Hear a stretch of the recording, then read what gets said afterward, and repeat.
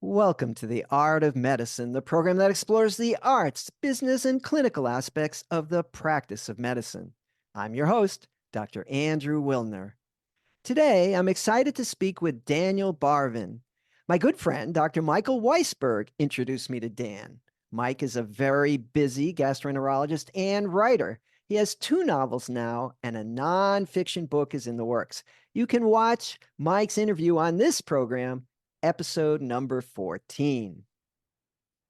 My guest, Daniel Barvin, is the Vice President of Operations and Patient Advocacy at Koya Therapeutics, a new company that hopes to find treatments for neurodegenerative diseases, including ALS and dementia. Daniel is also co-founder of End the Legacy, a nonprofit supporting individuals at risk of genetic ALS and their families. I'm going to let Daniel tell his fascinating story in just a minute. But first, I'd like to thank our sponsor, locumstory.com. Maybe you're curious about locums and how it might fit into your career story, but you know all the different reasons physicians choose locums and how it works for them? At locumstory.com, you can hear firsthand stories as diverse as physicians themselves. There's not one solution for everyone. The variety of opportunities might surprise you. Locum Story is an unbiased educational resource. It has tools that let you explore trends in your specialty and compare different locums agencies. There's even a simple quiz to see if locums is right for you. Do your own research at locumstory.com. It's easy. And now to my guest. Welcome, Daniel Barvin.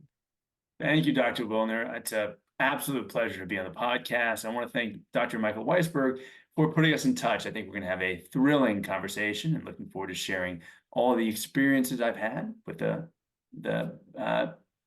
listeners. All right, so let's start. ALS and dementia, not really fun topics. So how did a guy like you get involved in this? Well, unfortunately, I was kind of thrust into it. As a very young person, at the age of about 8, I lost my grandfather to what we thought was Alzheimer's. And this wasn't so abnormal. People of that age tend to get dementia. However, his eldest son, my uncle, was diagnosed with ALS about a few days after his passing. This was abnormal. My family had never seen any instance of ALS before, and we were truly shocked and blown away by how devastating the disease was. Sadly, in 2 years, he would pass, and shortly after, my father would develop early onset dementia at about 45. Um, the doctors couldn't give us a diagnosis, and they just said the best we can do is continue to live our lives. This was, incredibly frustrating as a teenager trying to go through life, figuring out my own path and experiencing my father's illness, and not having anyone or anywhere to turn. After college and kind of going through his experience, I returned home and we got news that my aunt in Philly was diagnosed with ALS. All of this disease was just so confounding for me. And again, we just lost that brutal, brutal battle. No doctors ever mentioned that any of these diseases might be related or that my own future might follow their footsteps. So again, just more confusion, fear, and unknown. And then finally, and incredibly sadly, my father would pass away in 2016 of an unknown dementia. All of this came to a head about 6 months after I got married, when a genetic test came back for my father, indicating that he carried the C9orf72 genetic variant, a causative variant for either ALS and or FTD, frontotemporal dementia. So this was a big shock for me, and understanding finally that all of the disease that my family had experienced was hereditary. It spurred me in so many ways, the knowledge that my future was now likely to mimic theirs. And it showed me that the path that I had been on of having no resources, of having nowhere to turn, was not one that I wanted anyone else to experience.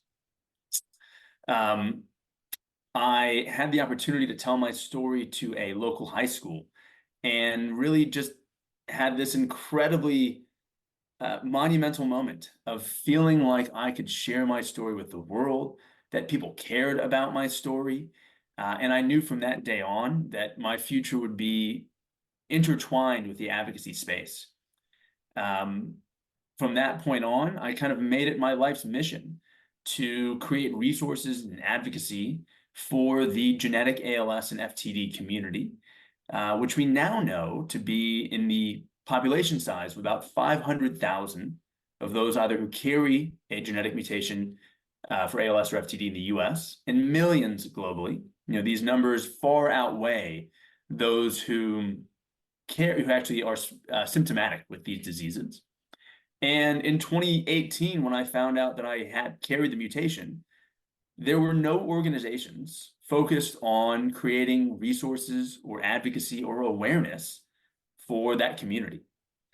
And so I put it on myself to stand up and tell my story and engage with other patients to say, we will not let what has happened to our parents, to our loved ones, happen to us.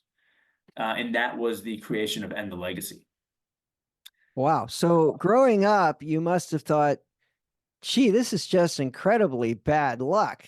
My grandfather, my uncle, my aunt, my father. And then, somewhere finally a bell went off in some doctor's mind that, gee, this could be a gene, right? This isn't just incredible. I mean, what's the lottery here, right? Your family keeps winning the lottery Right. of these nasty diseases. Now, does everyone who carries the gene develop the disease, or are there some who do, or how does that work? Sure, I can give some insight on the penetrance. When I found out in 2018, they had ideas the penetrance for C9orf72 were somewhere in the 90th percentile. The idea that if you have this genetic variant, you have extremely high risk of developing disease in your lifetime. Through work of End the Legacy, we have engaged with researchers to redo those studies. And now, with more data, we believe that in actuality, uh, penetrance may be somewhere in the 30 to 40% range, which is hopeful. However, if I look back at my family history, um, 3 siblings had this genetic variant, 3 siblings got disease. So it's hard to equate my anecdotal evidence with the scientific data, right? Um, Sure, although, it's often that way because the people who didn't develop disease might be off the radar, unless you go hunting for them. Whereas the people who develop disease, right, they kind of rise to the top. So, it might even be lower than that once everybody, once they do some big epidemiologic study and just take all comers, there might be people living perfectly normal lives who happen to be carriers. That is the hope, and we hope to find those people and understand what is actually protecting them from the Hmm.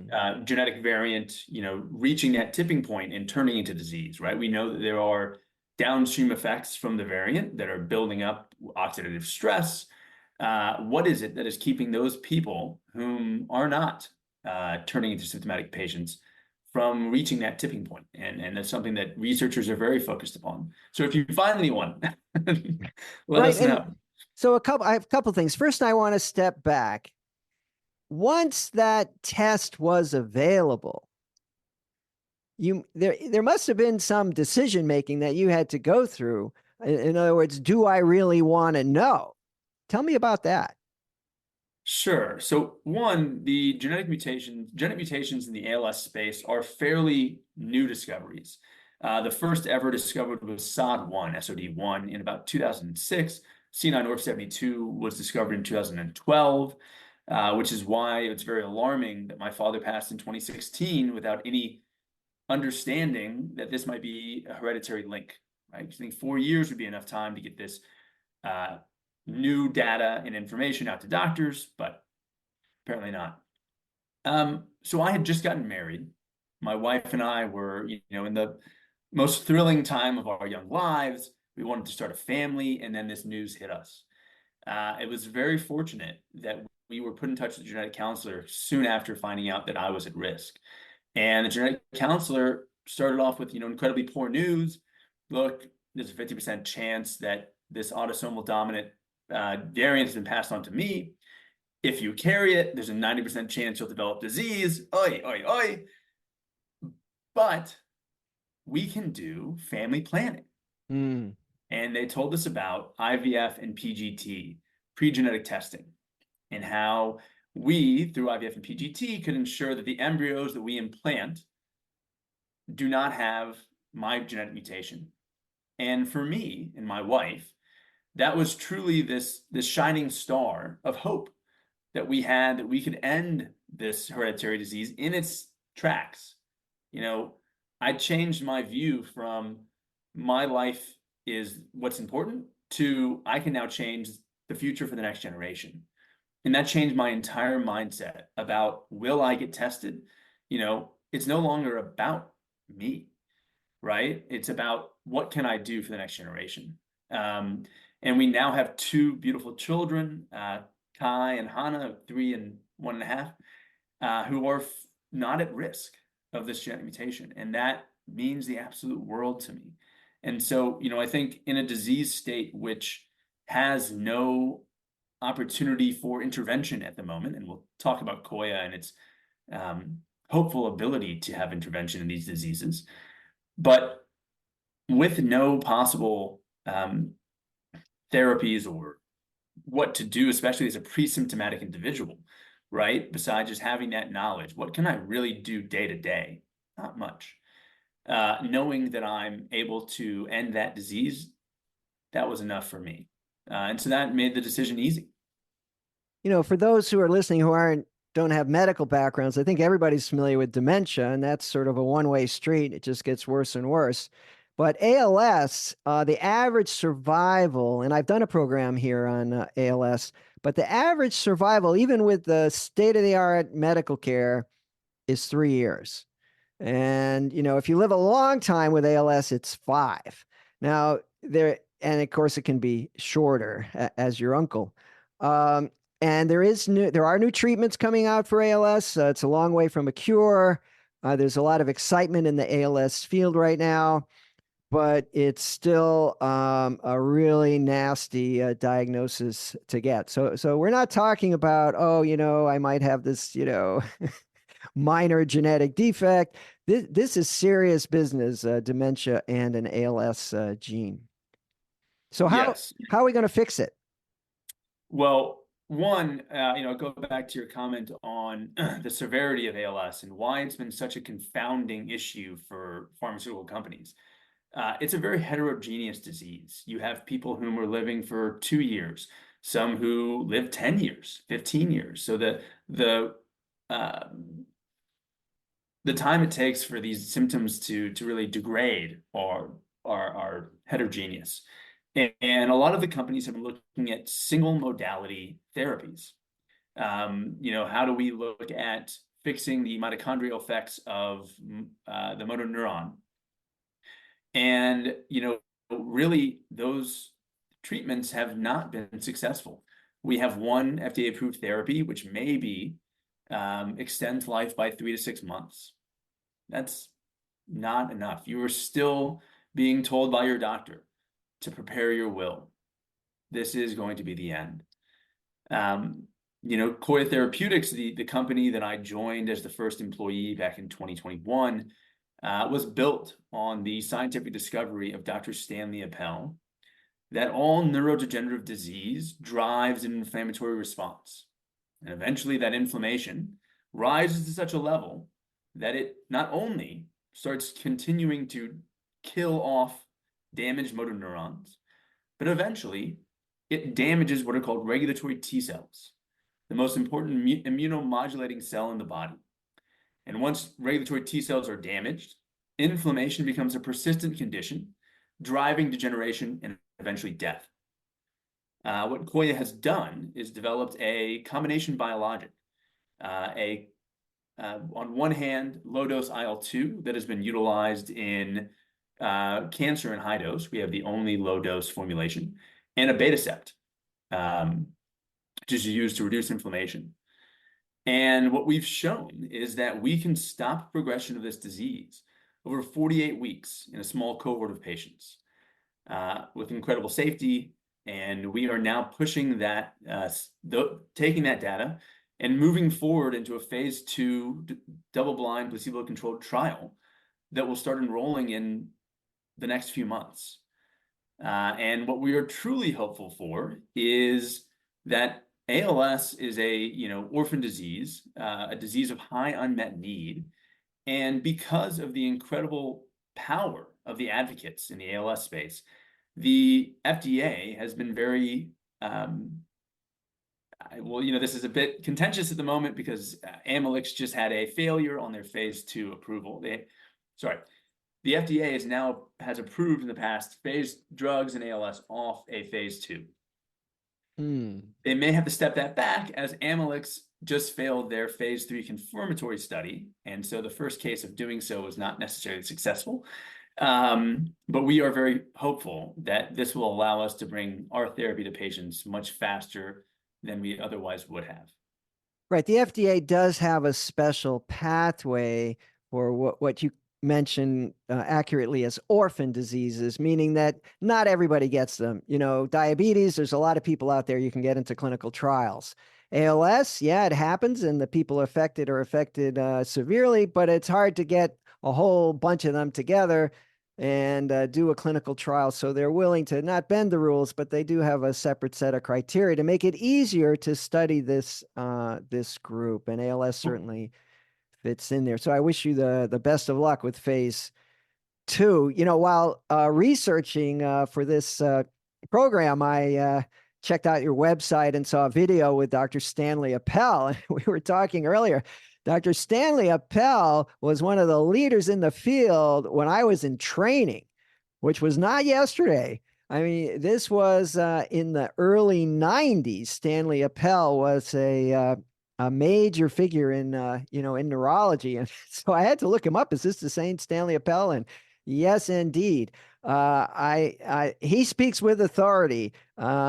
I checked out his bio, and he's been at this a very long time, possibly longer than anybody in the history of research of these neurodegenerative diseases. And he is a super smart and dedicated guy. So I think you've got a terrific guy on your team. That's for sure. Thank you. Dr. Appel was the chair of neurology at Houston Methodist for 50 years. That's unbelievable. And when my CEO, Howard Berman, contacted me saying, Dana, would you like to join my company? We need someone who is exuberant, passionate about this cause to help build the company. I knew Dr. Appel's name because one, he had treated my Uncle Bill back in the year 2000, and my uncle was living in New York, but was from Houston, where Dr. Appel has, been based for many, many, many years. And, our family said, you've got to go see Dr. Appel. He's the only one that can make a difference, right? So even back then, just like you said, he was well known and demanded. And two, I had been tracking all of the ALS studies, being the child of ALS. In Dr. Appel's phase 1 cell therapy trial, that was kind of the precursor to the biologics we are now using, the same mechanism of action, but in cell therapy, was the only trial that actually had any true efficacy in stopping this disease.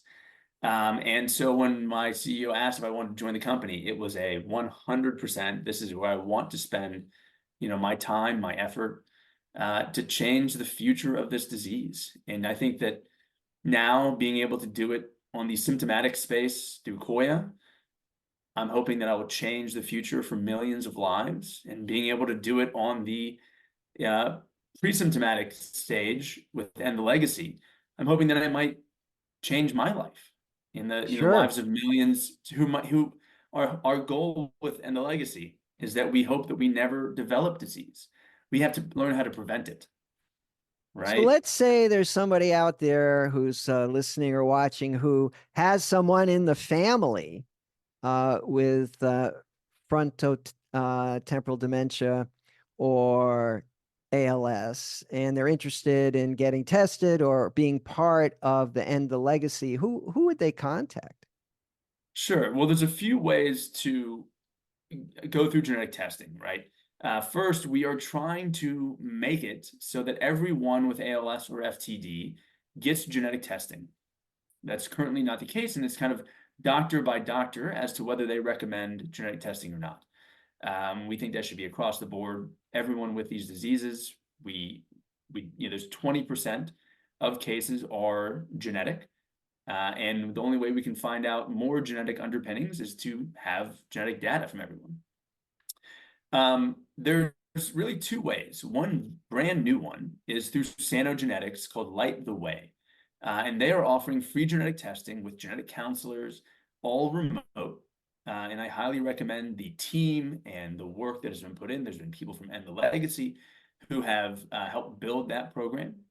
But another thing that I've been through and I am a big supporter of is longitudinal research studies.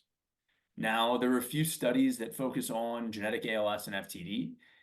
And, while research is not necessarily supposed to provide care, I truly think that, these primary investigators are the leading minds working on our genetic variants.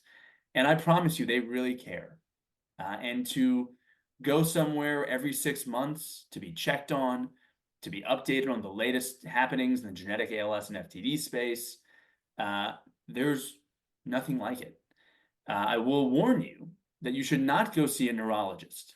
There sadly is a lot of genetic discrimination in America, and people who go to see a doctor, the doctor cannot code their visit any other way other than seeking care for ALS.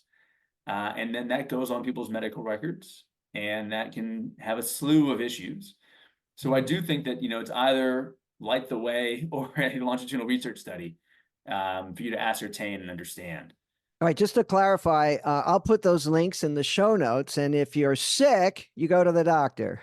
But if you're Yes, if you're sick, you go well, to the doctor. if you're well, there are other ways to get this information and participate. There's got to be some giant database somewhere so that with all this information, so we can find out what's really, happening with Good. everyone who has these genetic traits, who gets sick, who doesn't, and then, of course, why. So it will lead us to a way to intervene to prevent those who are getting sick from not getting sick. And that Exactly. seems to be a pretty reasonable, straightforward goal. I 100% agree. I recommend people go to End Legacy's website. We have a great amount of resources. You can sign up for weekly meetings, support groups, etc. And we just held the first ever conference to craft the clinical guidelines for the treatment of the pre-symptomatic community. And so the goal is that we will be able to meet with doctors before the onset of widespread symptoms, not after, which is currently the only way to do it. And so the recommendation that I just gave hopefully will not be the recommendation that I have to give in 5 or 10 years when those are actually implemented. So you're Absolutely. It's doing well. becoming clear, certainly in the Alzheimer kind of world, that treatment should probably begin about 20 years before patients get really sick. That you can identify patients earlier and earlier and earlier. By the time you're really, really sick, it's hard to fix. But if you can start, repairing things and preventing things early on, then there's a chance of having much more effective therapies and understanding genes and what makes them active or inactive is a big, big, important area of science right now. Yes, let me speak to Koya's efforts in Alzheimer's. Uh, Concurrently, while we were doing our academic-initiated trials in ALS, we also had an 8-person study in Alzheimer's that produced wonderful results in terms of efficacy and safety. And we've now kicked off and are hoping to read out data from an 80-person study that was funded by the Gates Foundation and also an academic study.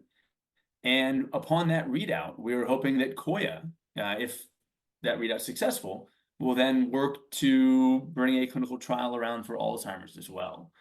But we are very, hopeful. And, going back to Dr. Appel's discovery, all neurodegenerative disease has this same driver of inflammation and regulatory T cell dysfunction. And T cell dysfunction is a key correlative to life expectancy in these diseases. And we believe we can do this in ALS, Alzheimer's, frontotemporal dementia.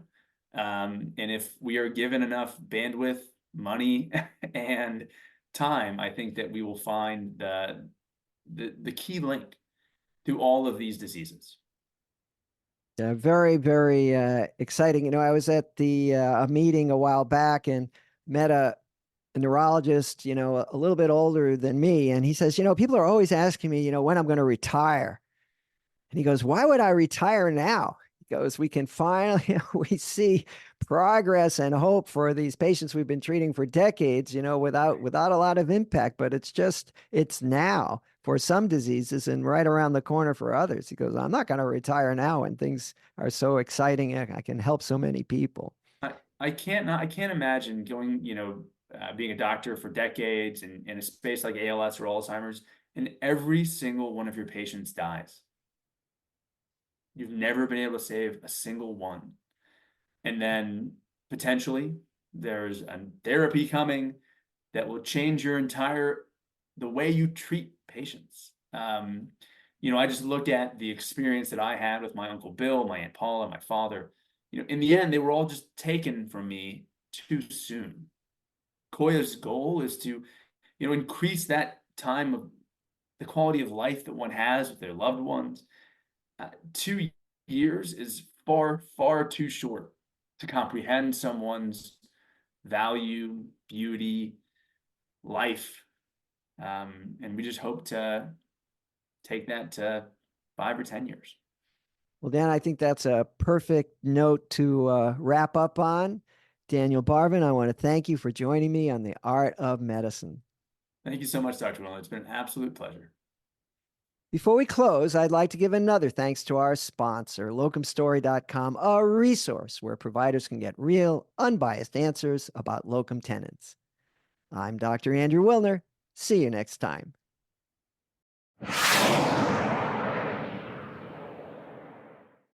This program is hosted, edited, and produced by Andrew Wilner, MD, FACP, FAAN. Guests receive no financial compensation for their appearance on The Art of Medicine.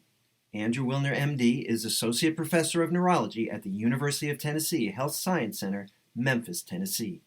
Views, thoughts, and opinions expressed on this program belong solely to Dr. Wilner and his guests and not necessarily to their employers, organizations, or other group or individual. While this program intends to be informative, it is meant for entertainment purposes only. The Art of Medicine does not offer professional financial, legal, or medical advice. Dr. Wilner and his guests assume no responsibility or liability for any damages, financial or otherwise, that arise in connection with consuming this program's content. Thanks for watching. For more episodes of The Art of Medicine, please subscribe. www.andrewwilner.com